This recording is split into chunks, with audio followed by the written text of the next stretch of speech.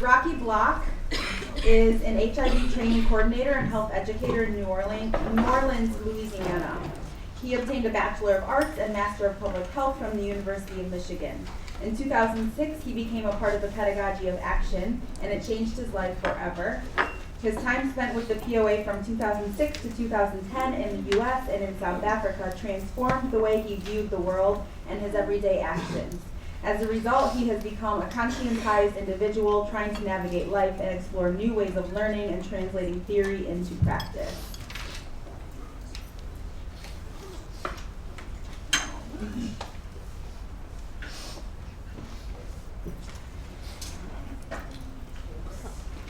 I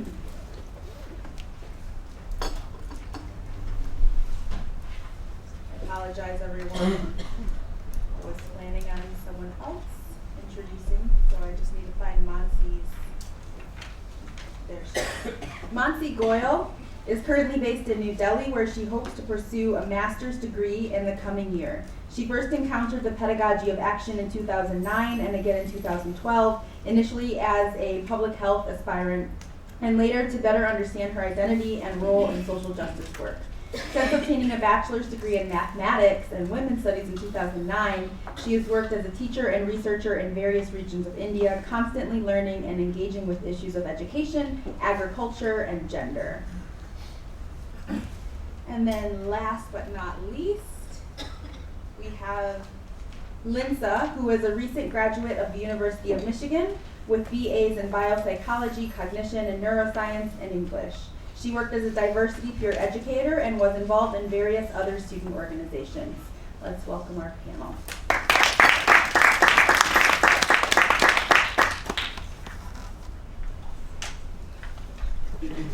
Hello, can everyone hear me? Yeah. Awesome. Okay, so like Raina said, my name is Linsa, and I'll be kind of starting this panel off. I want to start in a slightly different direction than consciousness, in talking about the Pedagogy of Action program in the context of being a service learning or study abroad program. I think that what makes POA a little bit different is that it does engage in what Freire calls praxis and is not experiential or engaged learning, as some of the previous panels have spoken about. And so really quickly, I just want to give some definitions so that when we use certain phrases, you know how we on the panel are envisioning these concepts and defining these words. So with experiential learning, you have it really being about the experience, like a lot of classes and programs at the University of Michigan.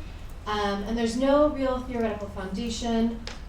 There's not really a lot of critical thinking involved, thinking about your actions in a larger context, so it's very surface level. So with community outreach classes, for example, something that often happens is you're just told to, go to this clinic and help out and do this thing at this community youth program or something like that, but you're not actually interrogating anything or considering the impact of your actions or why you're even able to do the work in the first place.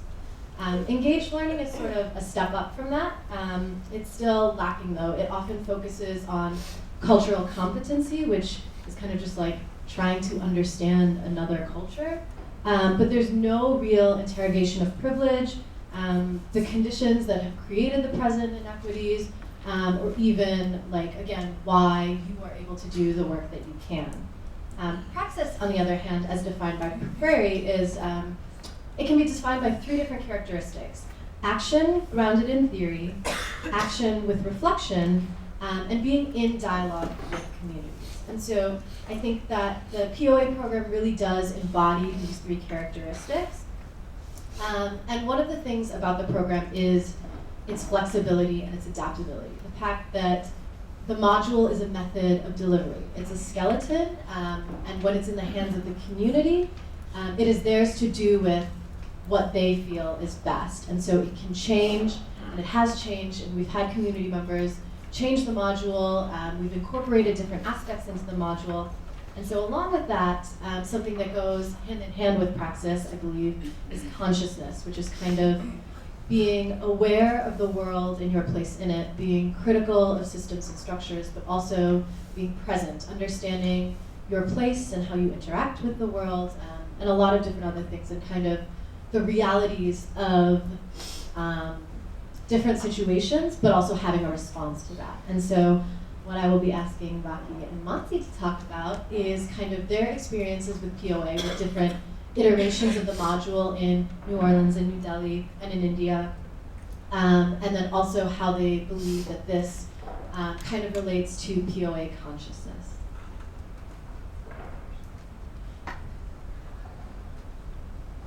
Good afternoon.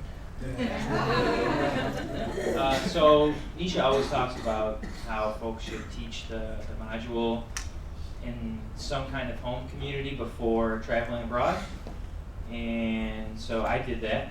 I've been part of the POA for quite a while. And so what I've been very fortunate enough to be able to do is host all these experiences, take that idea very seriously, and do HIV work full-time back in the U.S. A lot of people don't think of HIV necessarily being a problem in the U.S., but it is. So what I do is HIV education and training in New Orleans, Louisiana. So I've been able to take the module and kind of run with it.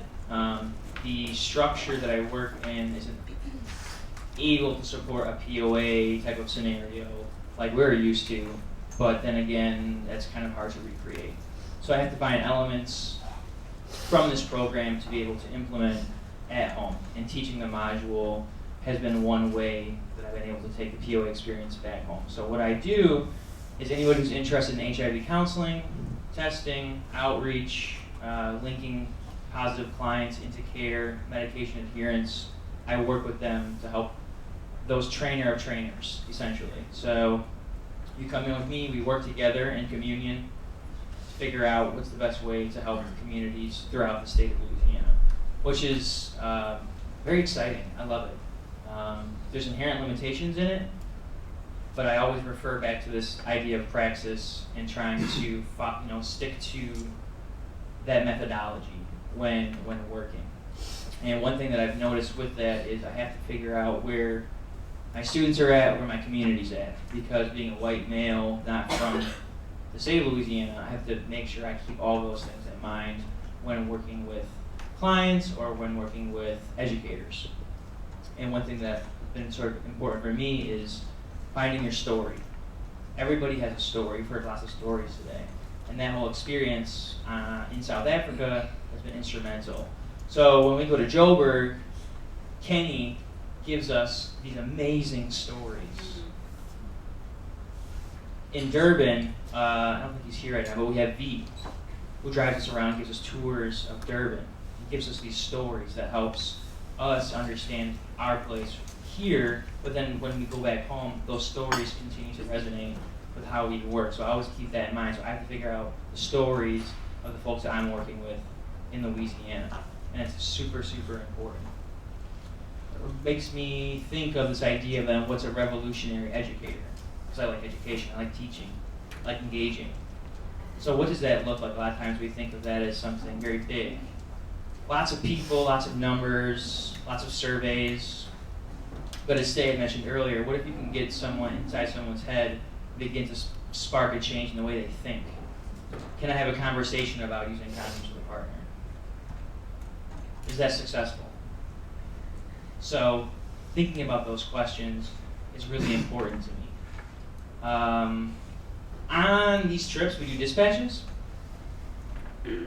telling our stories, to help each other learn, and then to remember that as we go forward. One in particular story that I want to tell that really impacted me is about Shivani Naidu. She's in the back. You guys met her earlier. So this dispatch I'm going to pull up is from 2012, I believe. So long ago.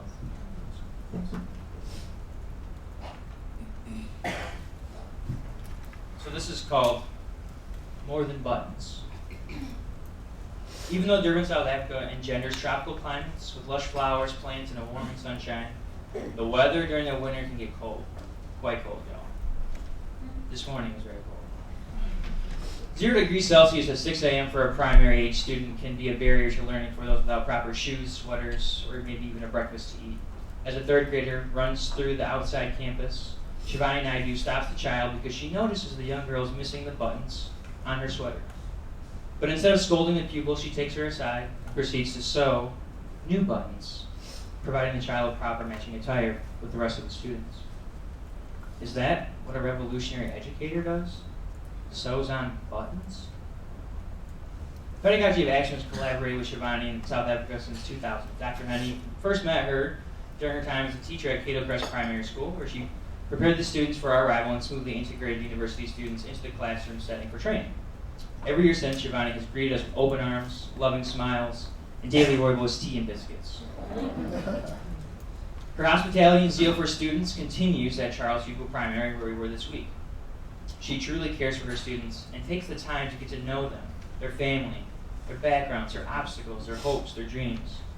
She realizes that if she does not get to know the lived realities of her students, their stories, she will not be effective.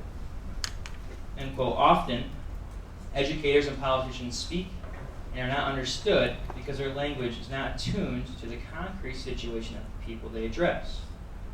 In order to communicate effectively, educator and politician must understand the structural conditions in which thought and language of the people are dialectically framed. This quote by Paolo Freire reminds me of how Shivani engages with her students.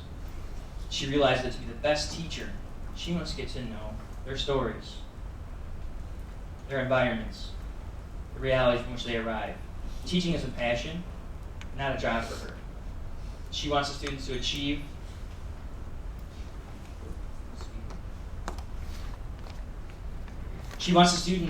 achieve not for the reputation of the school's performance standards, but because she wants to be engaged in creating beautiful and talented citizens for the next generation of South Africa. I fell in love with Shivani the first time I met her because I saw how she interacts with the students and how she treats us, the POA team members. Perhaps buttons are merely buttons, but perhaps a new set of buttons could lead to new confidence, a sense of being loved and cared for.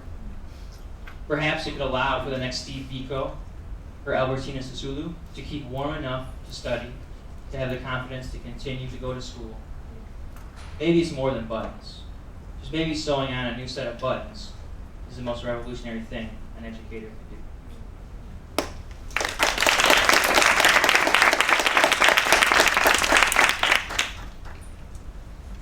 Hello. Good afternoon.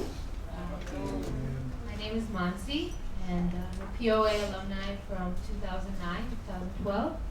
I'll just talk a little bit about how I went from POA to India. Basically, it had been brewing in my mind for some time, just shortly before I met Dr. Hanif. This question of my identity, my connection to the country where I'm from, but haven't really gotten to know growing up in the States. And so, I thought I would go there and kind of just connect with my family and maybe find a relevant work opportunity. But right before I went, I had the opportunity to go on the POA trip for the first time. And in terms of consciousness and kind of this, what Linsa referred to, the self-awareness and the examination, interrogation of yourself and the society that you're a part of, that was, I think, the most important thing that I POA kind of started in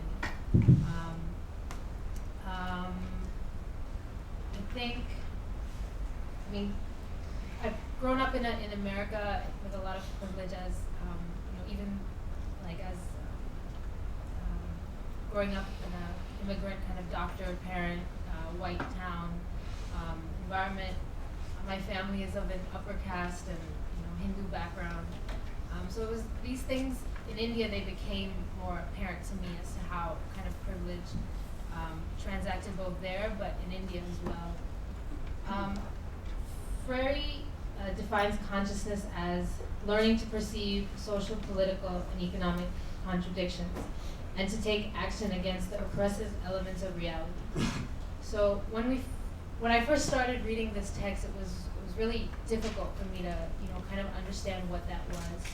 But that's where the kind of, I think the POA module came into meaning, because it it is a concrete action, and then there's a reflection that is associated with that work. So kind of as I went to India, I took those ideas, but it was kind of interesting the way it played out. So I kind of just want to talk about the module and how it kind of transacted for me in India and the way I thought about it and myself. So Nisha's talked about this in our classes before, that POA is not the module, it's not HIV. And while I understood that, I think, as an American volunteer, quote unquote, going to India, where I worked at a residential learning center where it wasn't a government facility, so it kind of had its own philosophy. It was actually very Freirian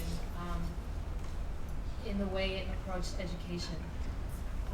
But I was kind of stuck on doing the module. I thought, this is a tool I know. This is something that I've seen the power of it. It's how it transforms, both teachers and learners, and the idea of education.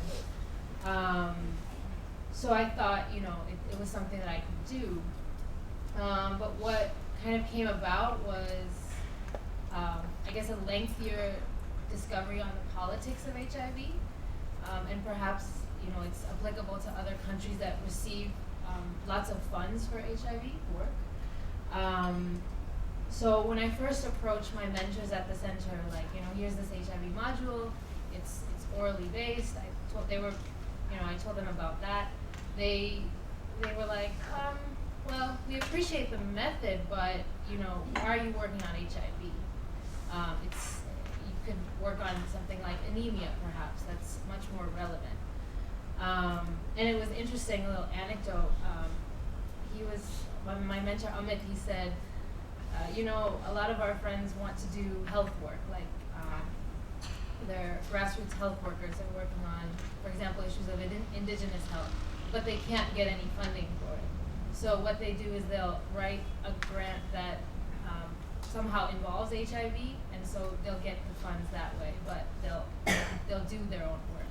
So it just kind of, and at the time I was just kind of weirded out by that. I didn't understand it, but I think it just speaks to the way in which there are so much, this HIV funding really kind of co-ops more grassroots work that's going on, and also kind of the relevancy of it in particular places. So with Nisha's class, we understand HIV through a lens of race, of gender, of class, of inequality, whereas I feel like the funding aspect of it is something that wasn't present in my mind.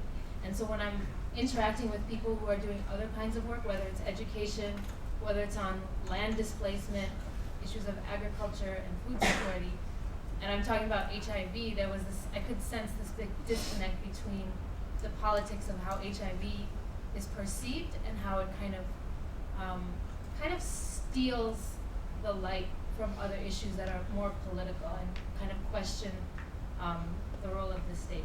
So it was a challenge for me in trying to negotiate the value of the module, or I should say the substance that guides the module, from the actual module itself. I was more like, I want to do this module, without kind of taking the values behind it.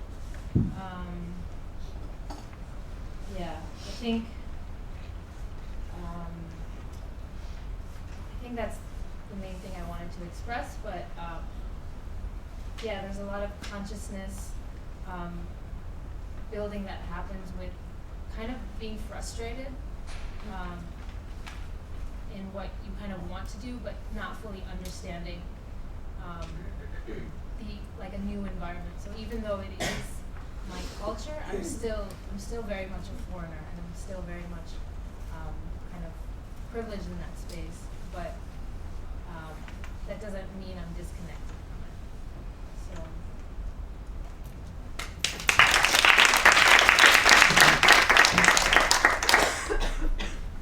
I think we have time for a few questions.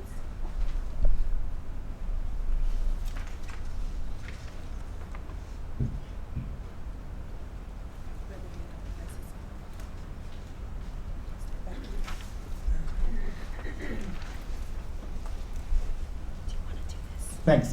Just on a lighter note, Rocky, I think charity should begin at home. So I think Shivani should first sew my buttons before she But it's simple acts like that. Sometimes we don't realize the little things that we do and the kind of effect that it has on somebody. I remember recently I was at a camp and these kids, I think the kid was on a high rope and I was just encouraging the kid to go through that. And I had forgotten about it. And the kid came back to me and said, "Sir, thank you so much." And I couldn't realize what the kid was thanking me for. It's little actions like that that sometimes will transform a child. Thanks so much. I enjoyed the talk, by the way.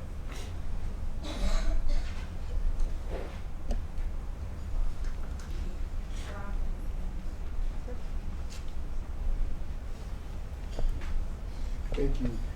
I'm interested in still learning more about what happens after you're conscientized or you're continuing to work through this conscientization process. Mansi, you specifically talked about your work in India and how it informs you, but how are you going to use the module ideas, right? Not necessarily the module, but how are you going to use the module ideas going forward? That is my my very existential. That's my question right now to myself, and primarily why I came on this trip and this conference.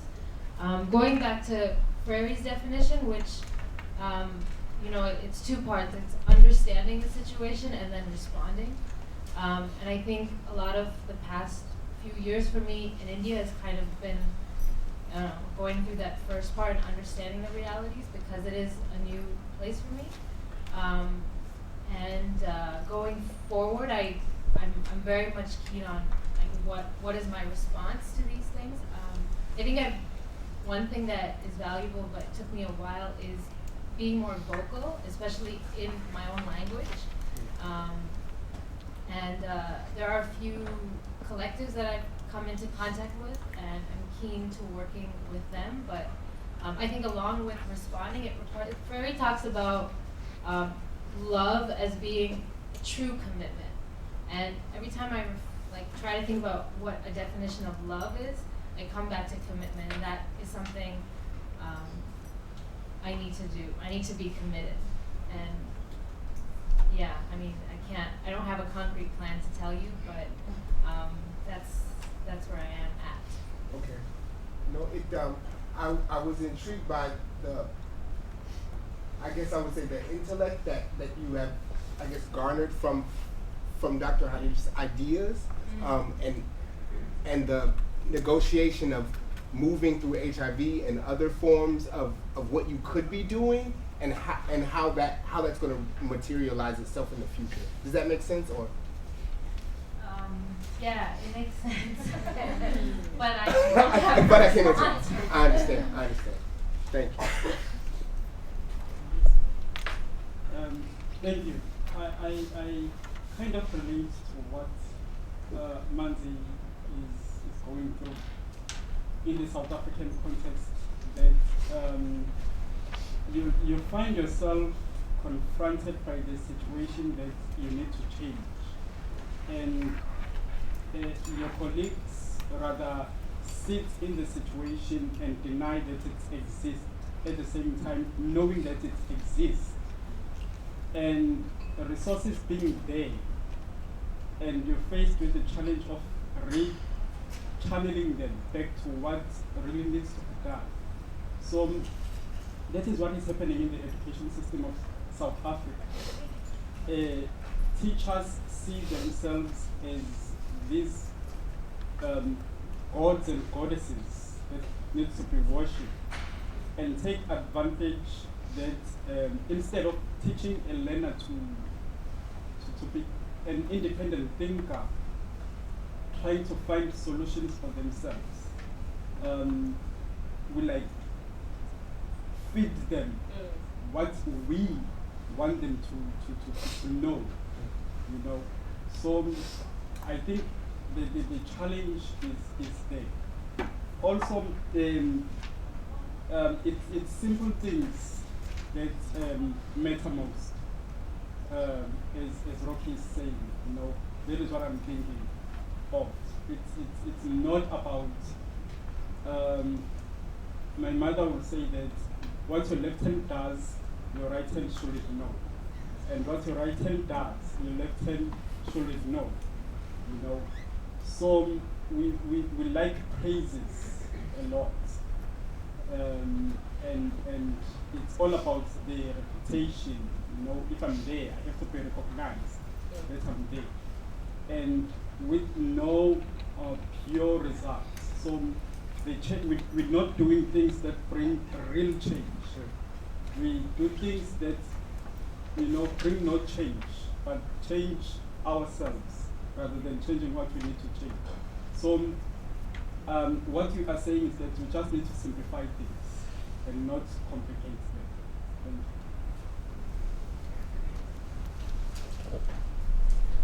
you. I just want to quickly respond to what you said about simplifying things. I encounter people all the time, especially among very educated people, maybe nurses, those in medical school who want to have big, thick books on CD4 count T cells. And I have to break it down to them that the average person doesn't care. Or know what that is. If you get it, if you're positive, we need to get you worked and linked up with a case manager who will break that down for you.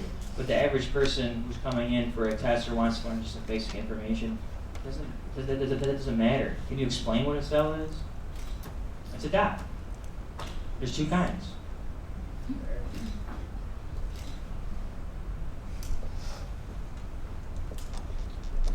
I actually also want to say that I think we talk a lot about simplifying language, and for me it's simplifying language, but it's more about making information more accessible. Because I think when we talk about simplifying language, there's this assumption in that statement that, oh, these people just won't understand. They won't get it. And while that might be true because of lack of educational resources or lack of educational opportunities, that doesn't mean that they can't understand the concepts. So I think about my mother a lot. My mom is a very smart woman, but English is her second language, and she doesn't speak English very well. And so as I was going through the module, as I was thinking about making language accessible, in everything I do, I constantly come back to, would I be able to explain this to my mother? And it's not that she's not capable of understanding those concepts, it's just that I have to find a way to make it accessible for her. And that's something that Nisha has always said, is that, it's not that you can't reach someone or they are unreachable, it's that you haven't figured out how yet. And so I think that is something that the module and also sort of the process of being conscientized has taught me, is constantly thinking about how can I make things more accessible.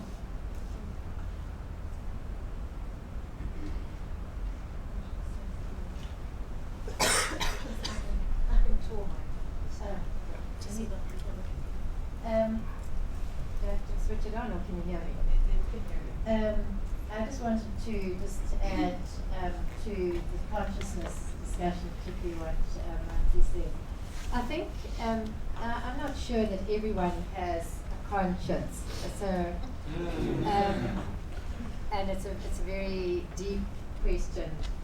We do soul searching, but let's assume all of us obviously here, because we have a conscience about society. And I think the question was, what are you going to do next in India? And I don't think it really matters right now what you're going to do next. But it's just a comment that I want to make, that I think once all of us have developed to a level of consciousness, there will always be soul searching. And when the soul searching stops, then we need to really say, what's gone wrong? What has happened that has stopped me empathizing, thinking, reflecting, looking around at society? And I think basically also there's certain elements that are involved when you develop a conscience, and that is there are many challenges, but it involves getting out of the comfort zone. And for many of us in a South African concept, it's stepping out into maybe an unknown, and maybe I'm speaking from a white perspective, because my motives were always questioned when I was in this field. And it was something I was going to bring up in the next panel discussion. Why are you interested in HIV/AIDS? Are you trying to gather research to get funding, you mentioned? So I'm talking about 10, 12 years ago. So, but that should not stop one breaking barriers, challenging, and as you say, the simple things matter, but it involves consciousness, basically involves self-examination on a road to discovery to find out where your next destination is. So, and that's just a continual journey.